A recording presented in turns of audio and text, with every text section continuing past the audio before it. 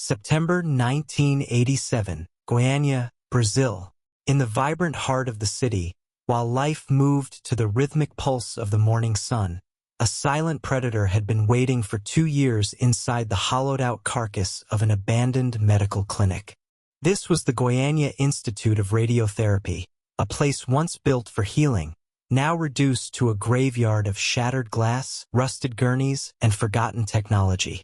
In the chaotic wake of its legal battles and sudden bankruptcy, a massive teletherapy unit, a machine powered by the unstable, high-energy heart of a radioactive isotope, was left behind in the rubble like an unexploded bomb.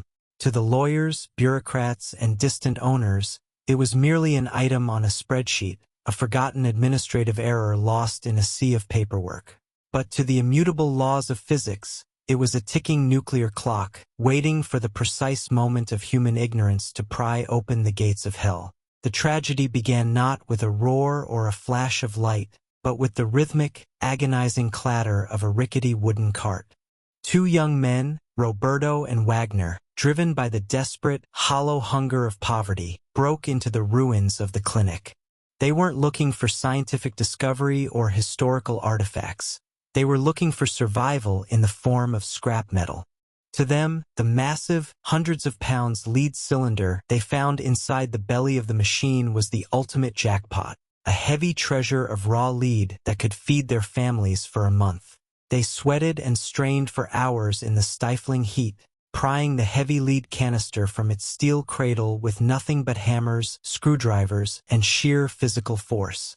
They had no idea that every inch they moved that protective box, the invisible fire was beginning to leak through the weakened seals into their very marrow.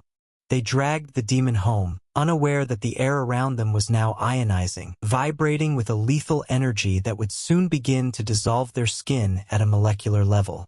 They didn't feel the heat of the gamma rays, they didn't smell the ozone of the danger, and they didn't see the silent daggers cutting through their DNA. They only saw a prize of heavy metal, dragging it through the narrow, crowded streets of their neighborhood, leaving a trail of invisible death behind them like a ghost. By the time they reached the scrap yard of Dever Ferreira, the lead seal had been fatally compromised by their curiosity. The stage was now set for the most beautiful nightmare in human history. As the sun dipped below the horizon, the first hammer blow fell upon the lead casing, and from the darkness of the machine, a mesmerizing, deep neon blue glow began to seep out, marking the beginning of a tragedy that would haunt the city for generations to come. When the heavy lead casing was finally breached in Dever Ferreira's junkyard, the atmosphere of the neighborhood shifted from mundane poverty to a surreal, supernatural dreamscape. Inside the dark, cold heart of the stolen machine lay a small, humble-looking capsule containing cesium-137. But when the sunlight faded and the shadows of the evening took over, this industrial byproduct transformed into something divine. A mesmerizing, deep neon blue glow erupted from the cracks, a color so pure, so vibrant, and so alien that it felt like it had been harvested from the depths of a dying star. Dever was not terrified. He was utterly enchanted. He spent hours in the darkness, staring at the glowing salt, believing he had discovered a celestial treasure or a fragment of a fallen angel. He felt chosen by fate. In his eyes, this wasn't a hazardous waste. It was a miracle that promised to change his life forever. Driven by a generous but fatal curiosity, Dever invited his friends, his family, and his curious neighbors to witness this impossible, light-giving stone. In the warm Brazilian nights that followed, the magic powder became the centerpiece of a local celebration.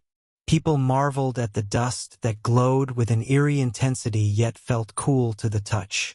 In an act of collective innocence that would soon turn into a collective death sentence, they began to rub the glowing powder onto their skin.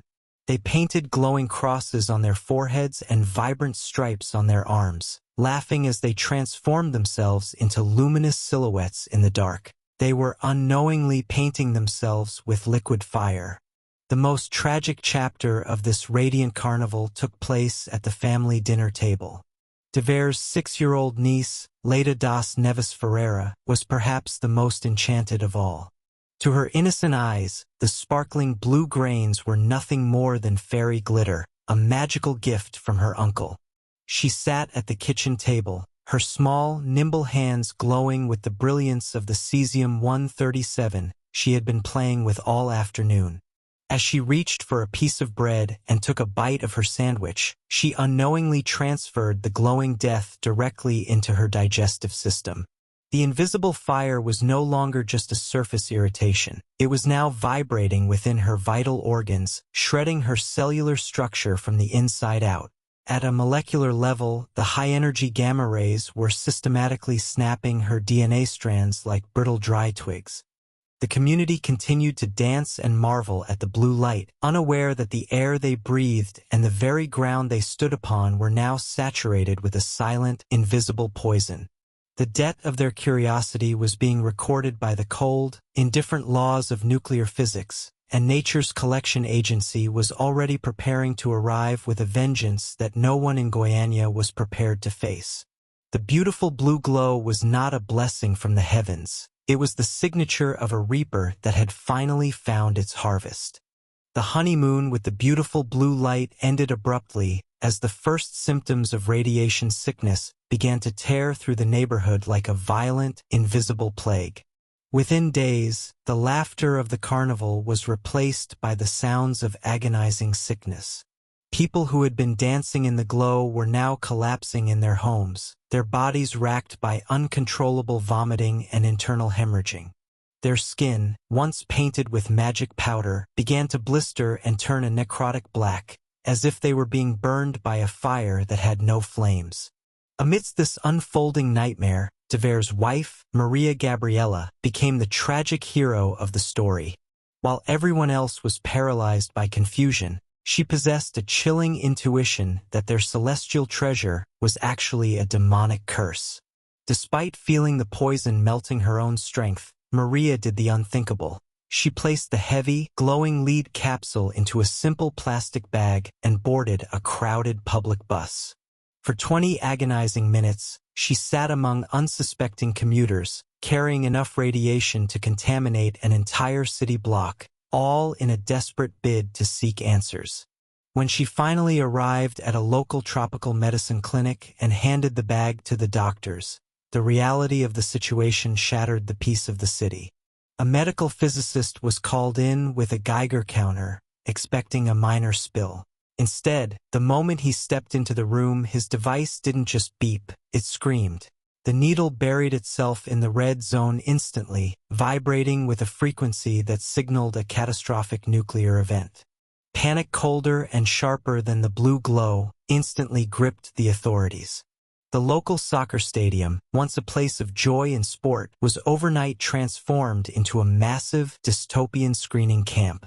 Tens of thousands of terrified citizens were forced to line up in the scorching heat, waiting for a clicking machine to determine if they were part of the Walking Dead. The scene was one of industrial-scale horror. Soldiers in heavy, alien-looking hazmat suits moved through the slums with cold precision, marking safe houses with chalk while dragging contaminated families toward isolation. To stop the spread of the invisible fire, the government had to treat the very earth as an enemy. They identified hot zones where the radiation was so intense that the only solution was erasure. Bulldozers moved in with mechanical indifference, tearing down homes that held a lifetime of memories, uprooting ancient trees, and scraping away layers of topsoil to be sealed in steel drums. The vibrant life of Goiânia was being buried under thick sheets of plastic and massive slabs of concrete. The blue dust had left its invisible footprints everywhere, on the money in people's pockets, on the seats of every bus, and on the skin of every child who had ever looked at the light with wonder. The neighborhood was no longer a home, it was a radioactive tomb, a permanent monument to the price of a tragedy that had been carried in a simple plastic bag. The true weight of the debt was finally felt on the day they buried Leda das Neves Ferreira. The 6-year-old girl, who had only wanted to play with fairy dust, was now so radioactive that her body had become a threat to the living. Her burial was not a moment of quiet grief, but a scene of chaotic horror. She had to be placed inside a massive coffin lined with several inches of lead, weighing over 600 kilograms, to prevent her remains from contaminating the earth for the next 3 centuries. As the crane lowered this heavy metallic box into a deep concrete pit, a riot broke out in the cemetery. Hundreds of local residents, blinded by fear and a lack of understanding, threw stones and bricks at the coffin and the grieving family.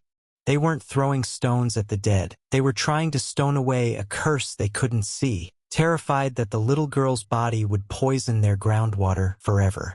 It was a heartbreaking manifestation of the hidden cost, the moment when human empathy is crushed by the sheer weight of a scientific nightmare.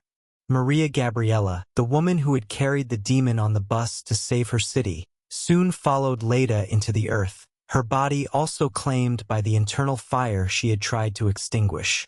They were buried like nuclear waste, sealed in lead and concrete, denied the simple dignity of returning to the dust. But the story didn't end with their funerals. The cleanup operation left behind over 3,000 cubic meters of radioactive waste, enough to fill several Olympic-sized swimming pools. This waste was packed into massive steel drums and buried in a specially designed green mound on the outskirts of Goiânia. Today, that mound sits there, silent and serene under a layer of green grass, but beneath the surface, the cesium-137 continues to pulse with a blue light that no one will see for another 300 years. It is a permanent underground monument to a moment of administrative neglect and human curiosity. The tragedy of Goiânia serves as a chilling reminder that our modern civilization is built upon a foundation of dangerous powers we barely understand and often fail to respect. We celebrate the miracles of radiation in our hospitals and the efficiency of nuclear energy in our grids, but we rarely consider the invisible interest that accumulates when we lose track of our most lethal creations. Whether it is a fungus in a medieval grain silo or a medical isotope in a Brazilian scrapyard, the universe eventually demands payment for the risks we take in the name of progress. The blue glow was beautiful, but it was the beauty of a predator. As we look toward a future of even more complex technologies, we must ask ourselves, are we prepared to pay the price when the light starts to fade? This has been The Hidden Cost. We will see you in the next dark chapter of our history.